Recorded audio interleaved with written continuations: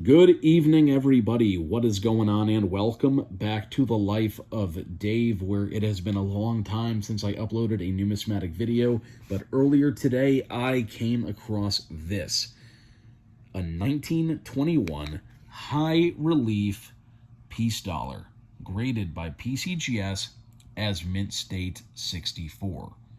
This coin is potentially worth $1,800 to $2,000. I purchased it for just 35 bucks. Now, how on earth did I manage to do that? Did I find this at a pawn shop where none of the employees knew what the hell it was? They hired a bunch of women who wouldn't know a dollar from a penny, right? They don't know anything about PCGS. They don't know numismatics, but the red book said it was 50 bucks and I offered them 35, and they said, okie dokie, take it. What do I care? It's not jewelry, so, right? No. I purchased this from a store that is somewhat, I guess you could say, an absentee flea market. People who have collections of all sorts of items, antiques, etc., rent booths or display cases. And they lay out their items, put them in the display case. They get barcoded and priced. And then when people walk through the store, they can go to an employee and say, hey, display case number 8, I want to take a look at that. All right, yeah, I'll buy it. And then they bring it up front for you, and you purchase it. And the person who this was being sold by doesn't have to be there for it, and they get paid and whatnot. So it's kind of cool. Well, the person who was renting that display case, the person selling this coin, had it as a suspected reproduction. The store had a sticker on the bottom of it saying that it was a suspected reproduction. And I bought this knowing that it is counterfeit. This is not a reproduction. This is not a souvenir. This is not a copy. This is a coin that is in a counterfeit PCGS slab with a serial number that does come up to a MS64 high relief piece dollar that has been, according to their app, this serial number is associated with a coin that was sold at a heritage auction at least twice in the past.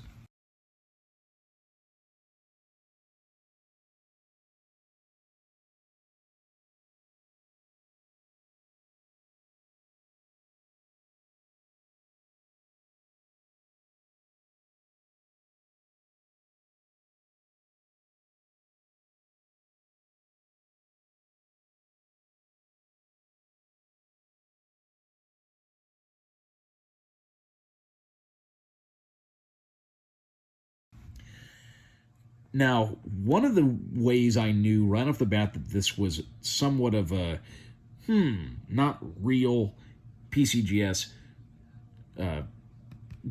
serial number is because the barcode did not scan when I tried to take a picture on my phone of the barcode to essentially get it by scanning it. And I do this all the time. When I buy any graded coins, I always scan the barcode, whether it's NGC, PCGS, Annex, even ICG. I'll always try to verify the serial number because you don't know, especially with a coin that could potentially be worth thousands of dollars. Now, on a real, legitimate PCGS slab, we're going to look at these side by side here. We can see that they look fairly freaking similar, right? Size-wise, they are the same. They lock together. If I could get my hand to frickin' work here. They stack together. But let's look at the edge while we've got this. This is the fake one on the left. This is a real slab on the right. See how the plastic is much clearer on the fake slab? This is kind of a bluish, purplish tint to it. It kind of looks like you're looking at blue light or something, and then if you have those glasses that filter it out, I guess that's an interesting way to look at it, right? Then if we look at the insert inside of the capsule, we have a very large support here, and there's only 3 of them around the rim. This one has 4, and they are small. Now, I even went on to PCGS's website, and they actually have, this little thing you could look at where it shows all the different styles of slabs and stuff over the years and the different generations of them and how they've adapted and had to make improvements to the anti-counterfeit technology they have. And so we've got this little symbol down here PCGS logo as well, bottom right corner. We do not have that on this fake slab. On the reverse, you can see the coloring is a little different as well. A little bit darker yellow, a little more gold looking, right? Look at that. That looks a little bit smaller than that one does, doesn't it? Maybe. Yeah, let's see. Let's put that kind of... I don't know. Yeah, it looks like it might be a tiny bit smaller. Well, now let's look at these holograms. I'm going to try to see if I can do this here. So I don't know how well I'm going to be able to do this. I want to make sure that when the light hits them, it hits them the same sort of way. So I'm going to hold the camera kind of straight like this. And we're going to look right at it on the bed here. Put it so it's right underneath my light. Hold the camera straight over it. It's noticeable, but it's subtle. See, this is much whiter. And that one's kind of got that tint to it. Now we're going to kind of angle it a little bit.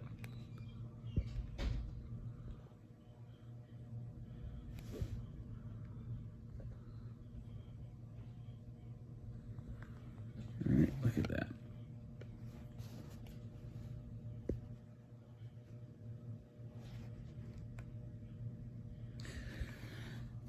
You know, so also, the type of plastic that PCGS uses is fairly stout, right? So here there's some squeakiness and scrunchiness going on here.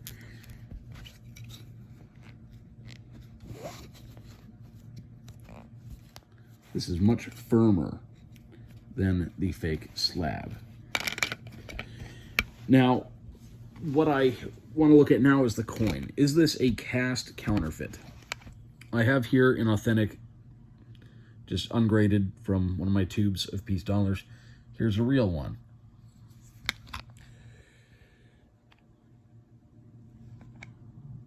I think the nose looks a little off. Maybe it's just that there's some dirt there, right? I need to get a loop. I need to get a magnifier here. In God we trust. Now again, keep in mind that the 1921 is a fake high relief, so there's going to be more accenting to the detail compared to this just 1922. And this is 1922D, I think, or is this just a regular one? This is just a 1922 Philadelphia Mint. So, let's looking at the hairs. Now what's interesting is you see these little scratches down here, right? Little scratch marks. Looks like someone tried to clean up some of the schmoo on the surface there to clean this coin up, right? That might be what that is. I'm going to take this out of the slab. I'm going to further look at it. But that could be lines in from the casting. And then if we look, I wish I still had my dyno cam. This little cool USB magnifier that I use on coins. I don't know where the hell it went, but I'm going to buy another one. We can actually see some toning in there, that little discoloration down there. So this might actually be silver. It might be sterling if it's, you know, we're going to put it on a scale. We're going to weigh it. We're going to do a bunch of different things. But what's interesting is you can tell this is definitely not Mint State 64. This is an MS-66 Eisenhower dollar, right? And this is, we'll get to this one. This is another counterfeit. I bought this today with that one. We're going to talk about this later. But Mint State versus what this would, if I were to, I don't know, I would say extra fine 40, maybe extra fine 45. Let's flip this to the reverse. So we're going to look at that eagle there and all that, right? So